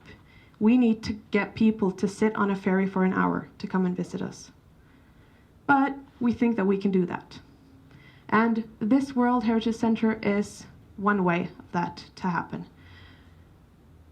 So the center is set to be a hub. So we make things happen in our local society. We want things to happen locally, but we also work to get things happen regionally and also in some cases nationally. We tell the stories of how these islanders lived, how we try and preserve it. We talk about how to preserve old traditions. We have a lot of researchers coming. And we try and teach children and young people about all of this, but in an innovative way. So not just sitting them down talking to them, but we have this room that we call a makerspace, which is an open source based way of teaching kids things. It's the easiest way to explain it is that it is a creative workshop. They can learn to do all sorts of things in a room. And it's not, you don't need to take an exam or a test. We can teach them about these things in a non-school matter. And then one of the biggest things that we work with now is food labs. So it was very important for us that this center had a kitchen made for production for the locals. Sort of like the thing that we visited yesterday. What was the name of it, Anna? Was it Food Lab? Yeah. So you can come, you can produce the things that you want to produce, and then they can sell it in our center. So if they don't have a kitchen like that at home, they can come and do that in our place. And we want to try and make more locals produce things, because a lot of them do it in their kitchen, and they give it away to their friends or sell it to 2 or 3 people, and it's really high quality. So we want to try and make them produce more of it so that other people can enjoy that as well. We work for our local community. We try and work with destination development as well, as Daniel talked about. And as he said, the most important thing for us is not to get more and more people to come as such. It is to make the island the best version of itself that it can be for the locals. So if the locals like living there, we get people to move back, we've done a good job. Vega is classified as a sustainable destination. So we have a lot of things to make sure that it's as sustainable as possible. We have a lot of projects in that matter. We want to try and make it a green island. We also work with adventure design, the things that Bård talked about. You need to think of how they experience the entire thing from actually planning to go there until they're back home. And we have a brand that we mark all local things made in Vega. When we got our World Heritage status in 2004, we had 4,000 people coming annually to visit the island. And then they made a TV series that was filmed on one of these islands. I don't know if any of you have seen Himmelblå, but that was filmed here. And those two things came at the same time. And people thought, oh, we want to go there. And then the locals were like, what? They were not prepared. So we've worked a lot with how do you prepare for so many people. Now we have around 50,000 people coming each year. It's not a lot compared to Lofoten, but it's a lot to us. We do not want mass tourism, but that won't happen because they need to get on a ferry or a speedboat. So it's easily controlled that way. And we want to make the island attractive for young people to move back. That is really important. Because if everyone moves away, there's nothing to work for. Yeah. We try and work with open cards. It's the easiest way to explain it. We try to share with each other if we work with someone in our own center, or if it's a local partner, or if it's a regional one. We talk openly about our project as much as we can. We work together across fields, because if you share, people will maybe give you feedback that you need. You can experience that, oh, you have a similar project to us. Can we work together? And we work together across fields on state level with all of those mentioned. I won't mention them. The local politicians, we have a conservation manager in our center, state nature supervision, Visit Vega, all of those things. And the reason why I'm here today, we work in clusters as well. So we are a part of the cluster that Bård is the leader for. My colleague, my boss, she's on the board of that cluster. And we've gained a lot of experience, knowledge of being a part of that cluster, especially when it comes to adventure design, how to think when you want to get people to come to your island, what you want them to experience. We've gained a lot from that. And as he said, if he's the manager or the trainer of a team, you do not have to think about, I don't have to think about, are there any clusters out there that I need to be a part of? What will help me or help us find that cluster? So we'll say, I have this project. Is that a good thing for you to be a part of? And we'll say, yeah, excellent. So being a part of a cluster is very important. And it gives us a lot of possibilities. You can be connected to people who have the same challenges as you. Even though we come to a city where there are 18,000 people, we are 1,200. I see a lot of similarities, and we have a lot of the same things that we need to figure out. We can work together to find solutions. It's easier together than alone. And most importantly, learn from each other and get ideas and inspiration. We have taken a lot of ideas and inspiration from Trauna. They're like a cool sibling. A bit further north from us, like, oh, they've done that, that's cool, we want to do the same thing. And we're like, oh, we can't copy them, but we have to do something similar. So we do have artists in residence. We have, I think some people in our local community are really inspired because they started making chocolate. So like production on a small scale level, but yeah, it works. So, oh, I have the last one. Thank you for listening.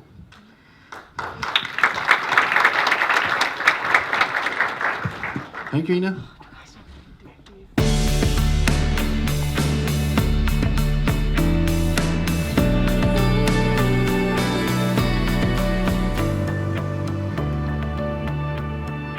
Good afternoon, and thank you for the opportunity.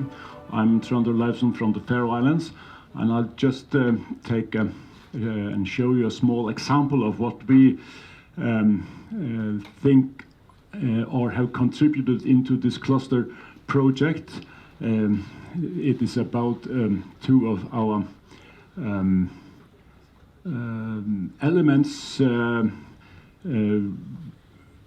working with in this cross field of tourism and local food production.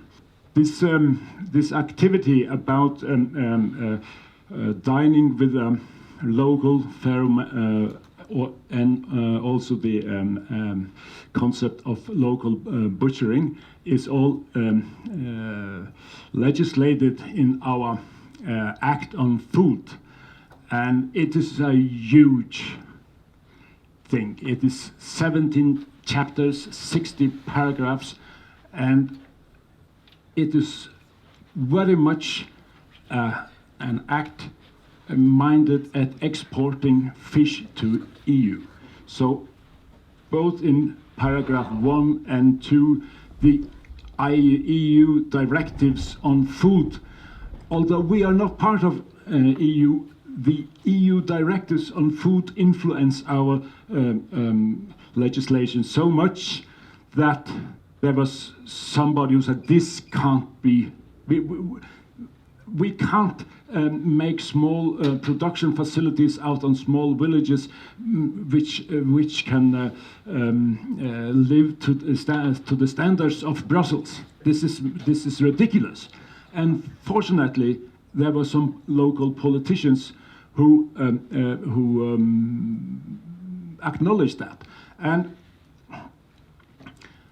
this Heimabluten, which is dine at the homes of the Faroese, it is the legal framework is within that law I mentioned, and you'll just look at all those paragraphs.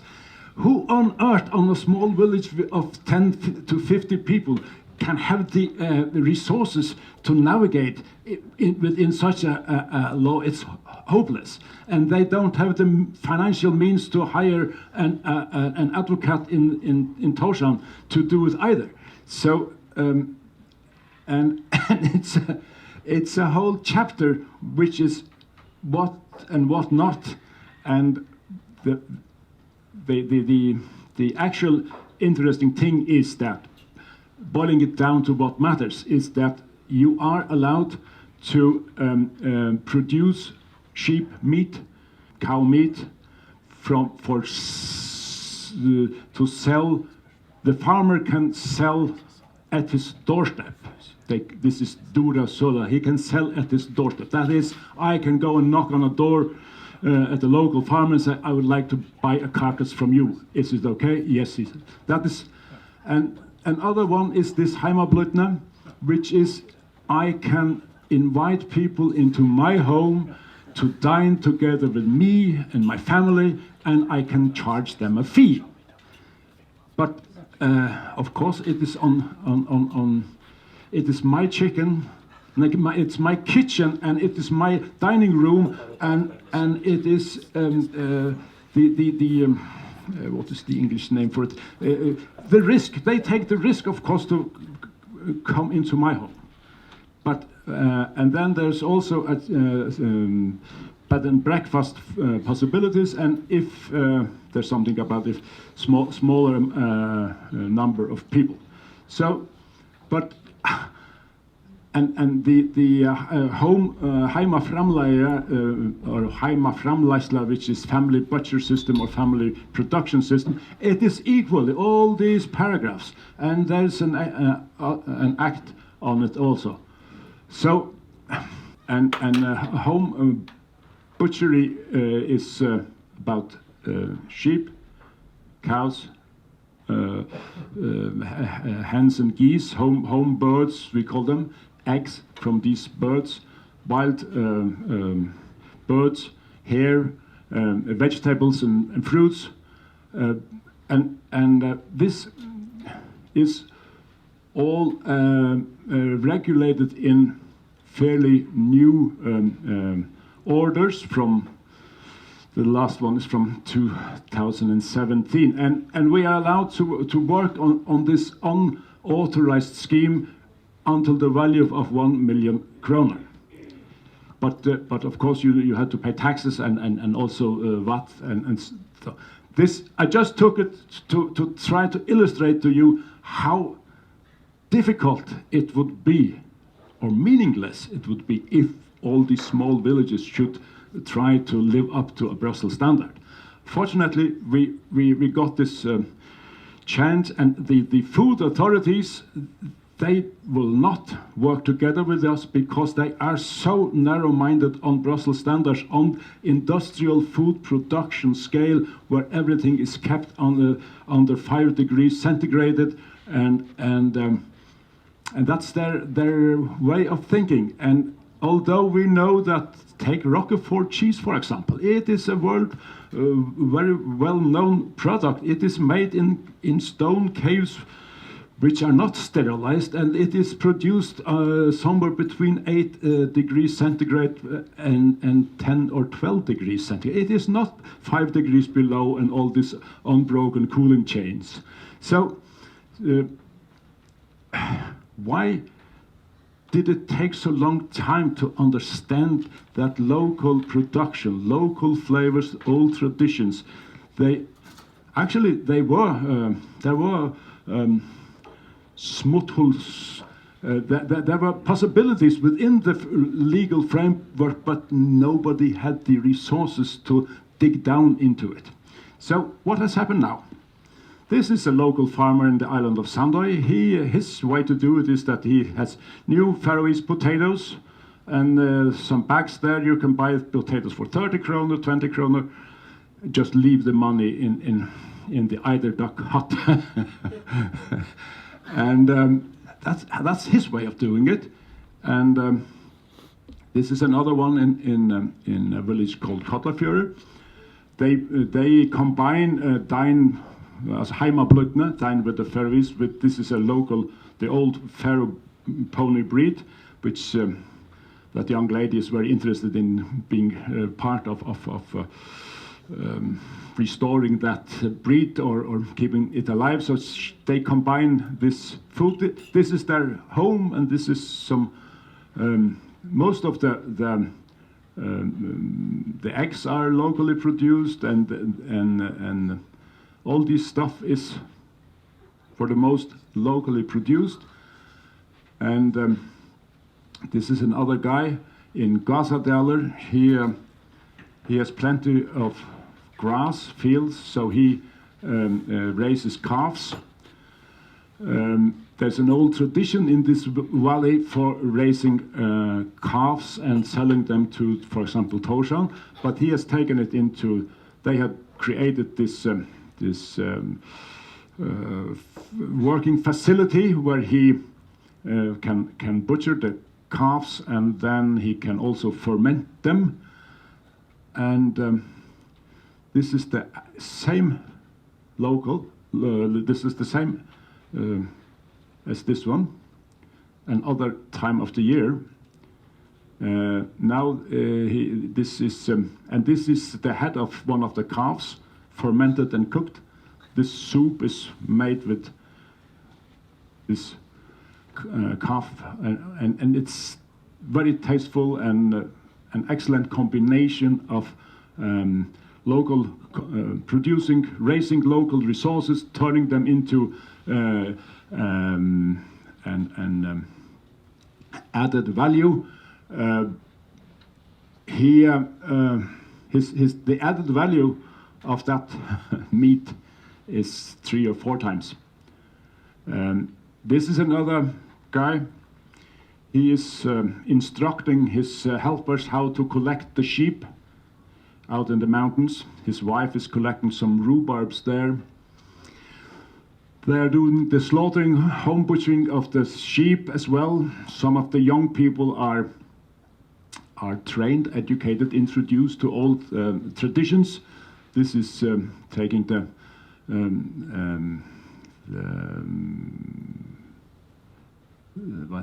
intestines out there, and and other children is putting some salt on the heads. She has made some meat there, and this is their home where they also have heimablutna.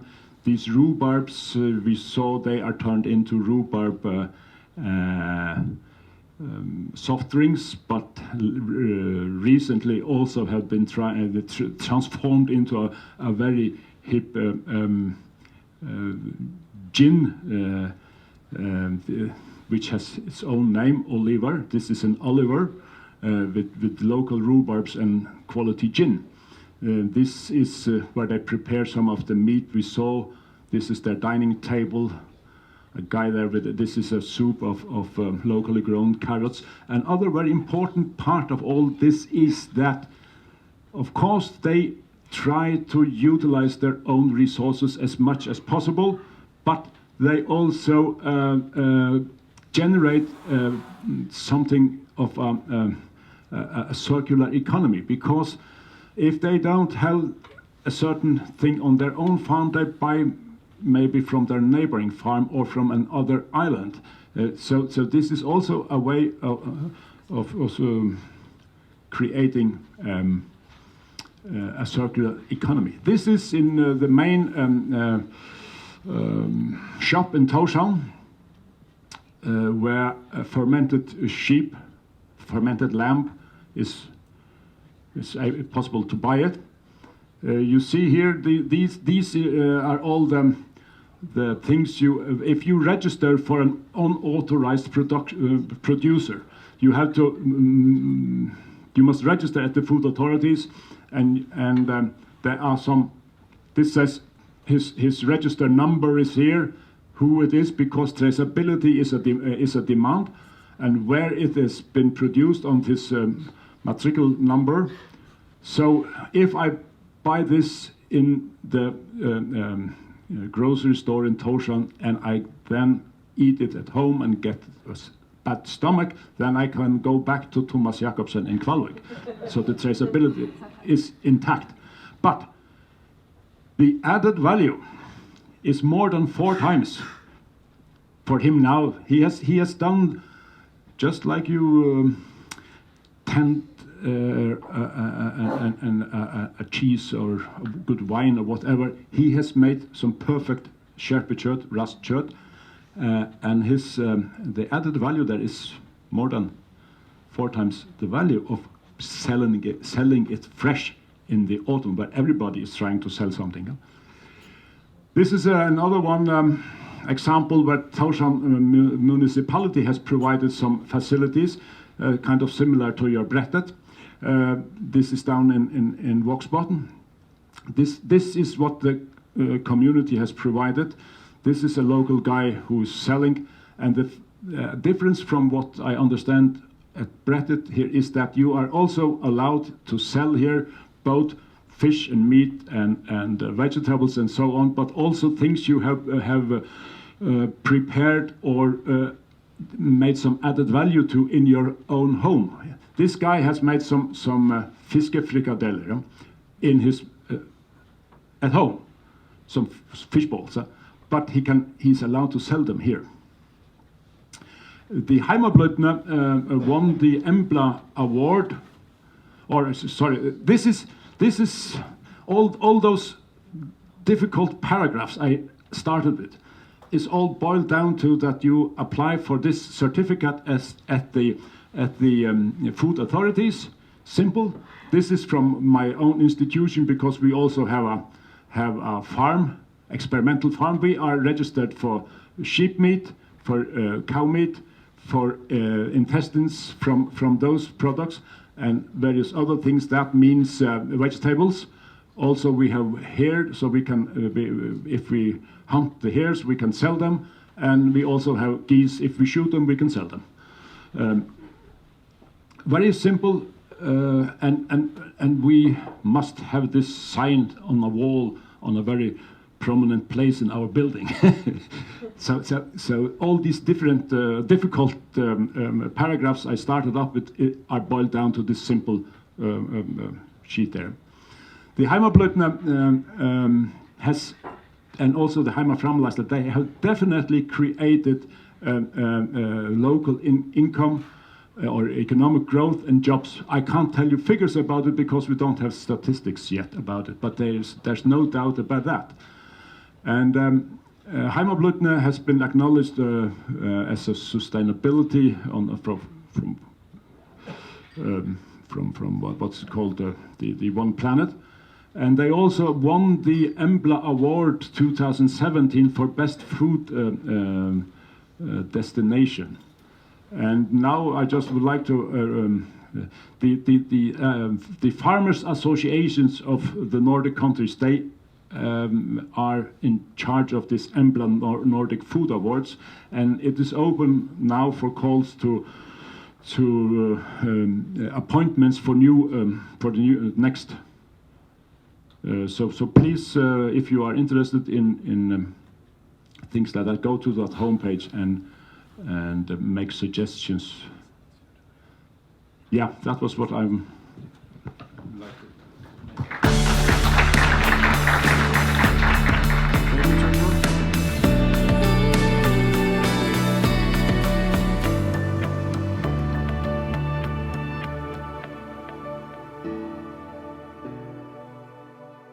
Coffee, and we drink coffee with each other within the business council, and we drink coffee with all our friends in these three entities, so that we have a very living relationship with the people that we work with the industries that we work with, and that's a very important factor of how we share information as well. It's very informal here, as I'm sure the network partners have also encountered.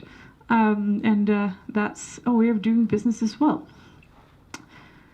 Okay, I'm gonna really try to speed things up right now, so if I talk even faster than I already have been doing, please forgive me, I have a lot on my mind.